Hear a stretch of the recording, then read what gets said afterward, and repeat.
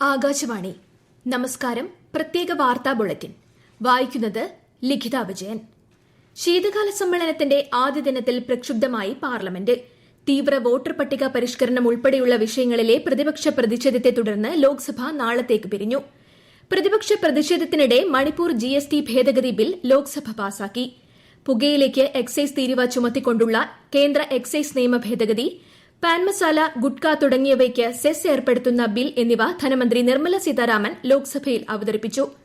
രാവിലെ ചോദ്യോത്തരവേള ആരംഭിച്ചപ്പോൾ തന്നെ കോൺഗ്രസ്, DMK, തൃണമൂൽ ഉൾപ്പെടെയുള്ള പ്രതിപക്ഷ പാർട്ടികൾ മുദ്രാവാക്യം വിളിയുമായി സഭയുടെ നടുത്തളത്തിലിറങ്ങി. സഭാ നടപടികളുമായി സഹകരിക്കണമെന്ന സ്പീക്കറുടെ അഭ്യർത്ഥന പ്രതിപക്ഷം തള്ളിയതോടെ ആദ്യം 12 മണിവരെയും പിന്നീട് 2 മണിവരെയും നിർത്തിവച്ച സഭ ബഹളം തുടർന്ന സാഹചര്യത്തിൽ നാളത്തേക്ക് പിരിയുകയായിരുന്നു. തീവ്ര വോട്ടർ പട്ടിക പരിഷ്കരണവുമായി ബന്ധപ്പെട്ട് രാജ്യസഭയിലും ഇന്ന് രൂക്ഷമായ പ്രതിഷേധമാണ് നടന്നത്. കോൺഗ്രസ്, DMK, തൃണമൂൽ ഉൾപ്പെടെ സഭയിൽ നിന്നും വാക്കൌട്ട് ചെയ്തു. വിഷയത്തിൽ സർക്കാർ ചർച്ചയ്ക്ക് തയ്യാറാണെന്ന് കേന്ദ്രമന്ത്രി കിരൺ റിജിജു പറഞ്ഞു. 2025-26 ഉപധനാഭ്യർത്ഥനകൾ ധനമന്ത്രി നിർമ്മല സീതാരാമൻ സഭയിൽ അവതരിപ്പിച്ചു. തുടർന്ന് നടപടികൾ പൂർത്തിയാക്കി സഭ നാളത്തേക്ക് പിരിയുകയായിരുന്നു. നാവിക ദിനാഘോഷങ്ങൾക്കൊരുങ്ങി തിരുവനന്തപുരം. ശംഖുമുഖത്ത് മറ്റന്നാൾ നടക്കുന്ന ആഘോഷ പരിപാടികളിൽ രാഷ്ട്രപതി ദ്രൌപദി മുർമു മുഖ്യാതിഥിയാവും.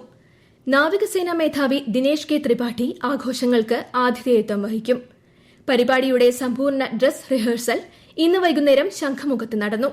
ഇന്ത്യയുടെ അഭിമാനമായ INS വിക്രാന്തിന് പുറമെ INS Calcutta, INS Tamal, INS തൃശൂൽ, INS Imphal തുടങ്ങിയ നാവിക പടക്കപ്പലുകൾ അഭ്യാസ പ്രകടനങ്ങളിൽ ശ്രദ്ധേയ സാന്നിധ്യമായി. ബുധനാഴ്ച നടക്കുന്ന നാവികശക്തി പ്രകടനം വീക്ഷിക്കാൻ വിശിഷ്ടാതിഥികൾക്കും ക്ഷണിക്കപ്പെട്ടവർക്കും പുറമെ പൊതുജനങ്ങൾക്കും അവസരമുണ്ട്. സംസ്ഥാനത്ത് തദ്ദേശ തെരഞ്ഞെടുപ്പിന്റെ ആദ്യഘട്ട വോട്ടെടുപ്പിന് ഇനി 8 ദിവസം മാത്രം. ഓരോ വോട്ടും ഉറപ്പിക്കാനുള്ള തീവ്ര ശ്രമത്തിലാണ് സ്ഥാനാർത്ഥികൾ. റോഡ് ഷോകളും വാഹന റാലികളും കുടുംബ സംഗമങ്ങളുമായി പ്രചാരണ രംഗം ചൂടുപിടിക്കുകയാണ്. പരമ്പരാഗത രീതിക്ക് പുറമെ സമൂഹമാധ്യമങ്ങളും ഉപയോഗപ്പെടുത്തിയാണ് ഇക്കുറി പ്രചാരണം. മാതൃകാ പെരുമാറ്റച്ചട്ട ലംഘനങ്ങൾ നിരീക്ഷിക്കാൻ തിരഞ്ഞെടുപ്പ് കമ്മീഷനും ജാഗരൂകമായി രംഗത്തുണ്ട്. രണ്ടാംഘട്ട വോട്ടെടുപ്പ് ഈ മാസം 11 നടക്കും. സംസ്ഥാനത്തെ 244 കേന്ദ്രങ്ങളിലായി 13 വോട്ടെണ്ണൽ. തദ്ദേശ തെരഞ്ഞെടുപ്പിൽ സംസ്ഥാനത്താകെ മത്സരിക്കുന്നത് 75,644 സ്ഥാനാർത്ഥികൾ. 39,609 സ്ത്രീകളും 36,034 പുരുഷന്മാരും ഒരു ട്രാൻസ്ജെൻഡറുമാണ് ഇക്കുറി ജനവിധി തേടുന്നത്. ശരാശരി സ്ത്രീ സ്ഥാനാർത്ഥി പ്രാതിനിധ്യം 52.36%. 11 പേർ ജനവിധി തേടുന്ന തിരുവനന്തപുരം കോർപ്പറേഷനിലെ പേട്ട വാർഡിലാണ് സംസ്ഥാനത്ത് ഏറ്റവും കൂടുതൽ സ്ഥാനാർത്ഥികൾ മത്സരിക്കുന്നത്. ഒറ്റ സ്ഥാനാർത്ഥി മാത്രമുണ്ടായിരുന്ന 16 വാർഡുകളിൽ സ്ഥാനാർത്ഥികൾ എതിരില്ലാതെ തെരഞ്ഞെടുക്കപ്പെട്ടു. 25 വയസ്സിൽ താഴെ പ്രായമുള്ള 1183 സ്ഥാനാർത്ഥികളാണ് ഇക്കുറി ജനഹിതം തേടുന്നത്.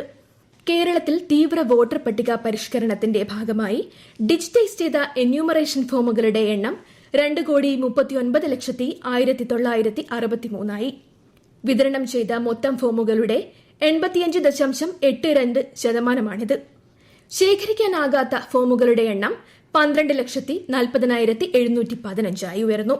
ഫോമുകൾ ഇനിയും മടക്കി നൽകിയിട്ടില്ലാത്തവർ എത്രയും വേഗം പൂരിപ്പിച്ച് BLOമാരെ ഏൽപ്പിക്കണമെന്ന് മുഖ്യ തെരഞ്ഞെടുപ്പ് ഓഫീസർ രത്തൻ യു കേൽക്കർ അഭ്യർത്ഥിച്ചു. പ്രത്യേക വാർത്താ ബുള്ളറ്റിൻ കഴിഞ്ഞു. അടുത്ത വാർത്താ പ്രക്ഷേപണം നാളെ രാവിലെ 6:45.